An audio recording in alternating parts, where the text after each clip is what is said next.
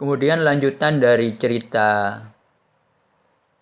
Ibnu Syaqqaq tadi itu adalah Ibnu Abi Asrun. Jadi Ibnu Abi Asrun itu dalam kasyafnya Waliyul Ghaus, dia itu sudah diramal kelak dunia itu akan berjatuhan dari tubuhnya. Ternyata betul ramalan ini. Tidak lama setelah itu Ibnu Abi Asrun juga dipanggil oleh rajanya. Dipanggil ke istana. Kemudian Abi Asrun ini diangkat oleh raja untuk menjadi pejabat yang mengurusi tentang harta wakaf dan harta sedekah. Atau kalau dalam bahasa yang lebih gampang, dia itu diangkat menjadi kepala Baitul Mal, kas negara. Sehingga betul tidak lama kemudian setelah itu, karena dia itu menjadi seorang pejabat yang ngurusi uang, maka dia kemudian menjadi orang yang sangat kaya. Cocok juga dengan kasyaf yang disampaikan oleh Waliyul Ghaus. Aku melihat dunia berjatuhan dari tubuhmu. Itu kasyaf yang kedua. Kemudian kasyaf yang ketiga yang berkenaan dengan Abdul Qadir Al-Jailani. Abdul Qadir Jailani setelah kejadian itu, tidak lama kemudian dia juga diangkat untuk menjadi seorang Sultanul Aulia, yaitu rajanya para wali. Rajanya para raja wali yang ada di dunia. Itu adalah Syekh Abdul Qadir Al-Jailani. Cocok dengan kasyaf yang diramalkan oleh Waliyul Ghaus. Para bapak dan ibu yang berbahagia, ketika kita melihat karomah dan kehebatan seorang tokoh, contohlah dalam hal ini adalah Syekh Abdul Qadir Jailani. Kita kadang-kadang taunya itu adalah Syekh Abdul Qadir Jailani yang mempunyai karomah yang begitu banyak. Artinya kita tahu sudah jadi. Kadang-kadang kita tidak ngerti, ya apa sejarahnya Syekh Abdul Qadir Jailani bisa mendapatkan karomah yang begitu hebat.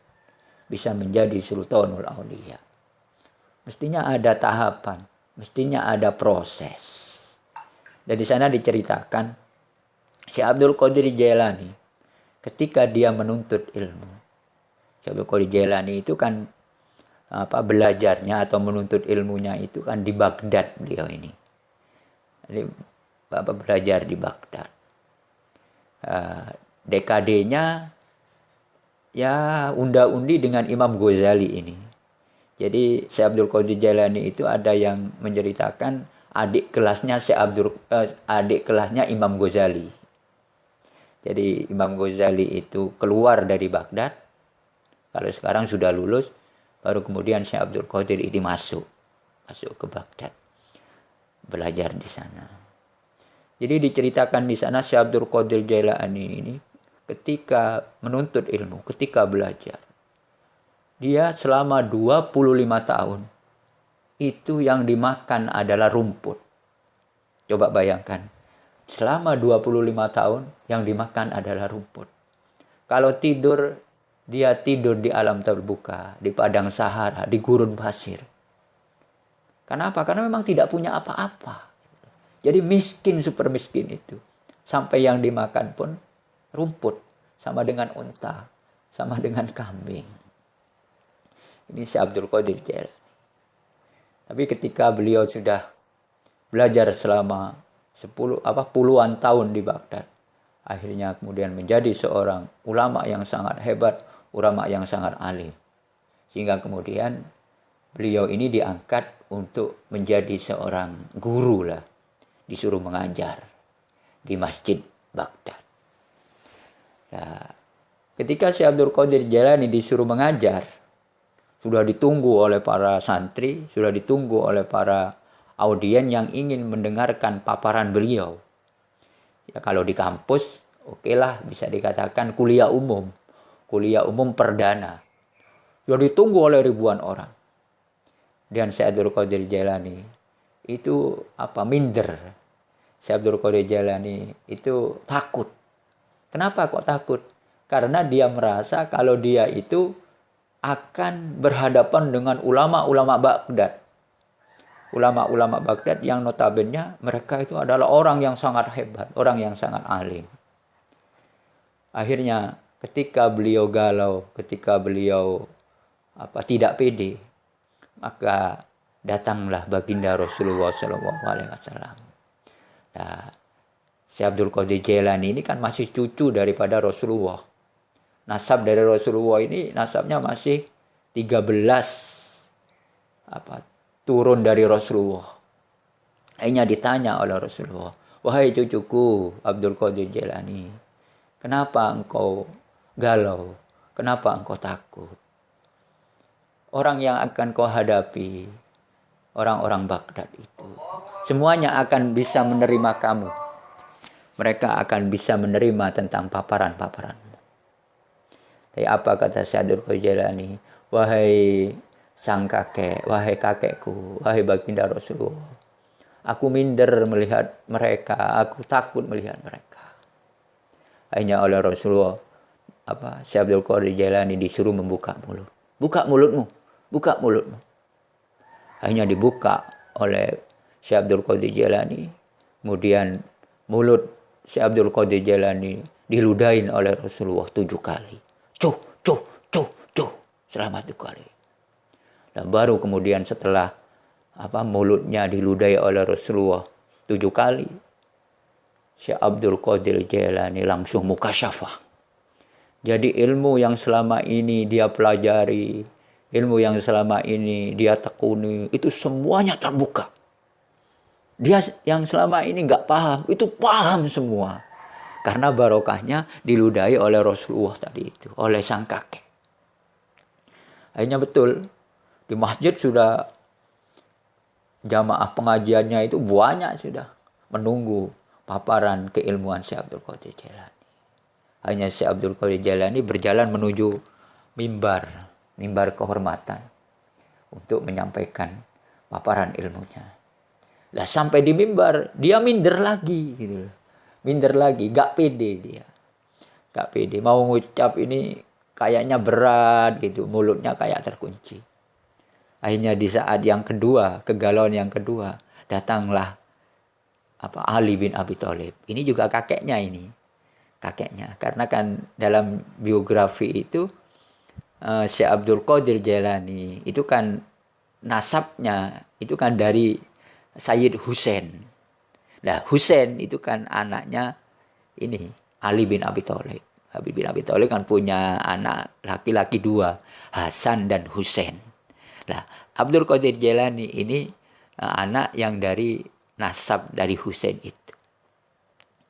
Akhirnya Ali bin Abi Thalib berkata, "Wahai cucuku Abdul Qadir Jailani, kenapa kamu kok minder? Buka mulutmu, buka mulutmu."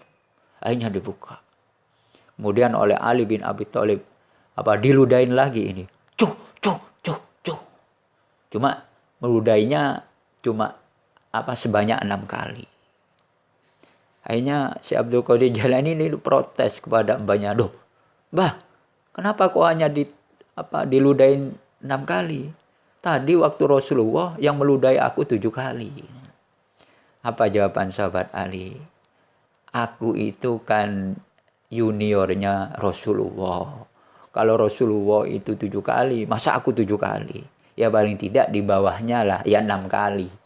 Sebagai bentuk penghormatan junior kepada senior," katanya. Akhirnya betul, setelah Syekh Abdul Qadir Jailani diludahin 6 kali oleh sang kakek Ali bin Abi Thalib, kemudian dia memaparkan segala keilmuan yang dia kuasai. Sehingga di luar dugaan, ulama-ulama Baghdad yang pada waktu itu tempatnya orang-orang hebat, semuanya terkesima dan kagum terhadap paparan keilmuan Syekh Abdul Qadir Jailani. Kalau ini bukan orang ini. Hebat kalau ini. Ilmunya sundul langit katanya. Hebat ini. Jadi para ulama Baghdad itu terkesima mendengar paparan-paparan Syekh Abdul Qadir Jailani. Kayaknya saya belum pernah mendengar keterangan-keterangan yang kayak gini. Saking tingginya ilmu Syekh Abdul Qadir Jailani. Sehingga majelis Syekh Abdul Qadir Jailani itu berkembang. Hingga yang datang untuk mengikuti pengajiannya itu puluhan ribu. Bahkan di sana ada yang mengatakan yang datang itu 70 ribu. Setiap ada kajian Syekh Abdul Qadir Jailani. Bahkan ada riwayat yang lain yang mengatakan kalau Syekh Abdul Qadir Jailani itu sedang memaparkan kajian. Tapi bukan ngaji lewat HP kayak kita ini, bukan. Ada yang mengatakan panjangnya itu sampai 7 kilo. Jadi yang ikut ngaji itu panjangnya sampai 7 kilo. Coba kita bayangkan, kalau 7 kilo itu kan sama dengan mayang sampai wirolegi. Sehingga saking banyaknya audien yang ingin mendengarkan paparan keilmuan Syekh Abdul Qadir Jailani. Syekh Abdul Qadir Jailani itu kalau ngajar naik kuda. Ya naik kuda keliling. Kalau zaman dulu kan masih belum ada speaker ya, belum ada sound. Jadi ngajinya kan manual. Tapi kan karena yang ngaji itu seorang wali, bisa jadi ngajinya di mayang, yang wirologi itu dengar. Walaupun tidak pakai speaker. Karena tadi itu dia punya ilmu kasyaf itu tadi. Jadi langsung ditransfer lewat hatinya para audien-audiennya itu. Sama dengan kita ngecas HP itu. Jadi tidak usah terlalu banyak ngomong, tapi langsung masuk ke lubuk hati para santrinya. Nah, ini adalah karomah yang dimiliki oleh Syekh Abdul Qadir Jailani. Ya, ini sebagai kado edisi Hari Santri. Semoga bisa menjadi tambahan bagi ilmu kita. Wallahu a'lam.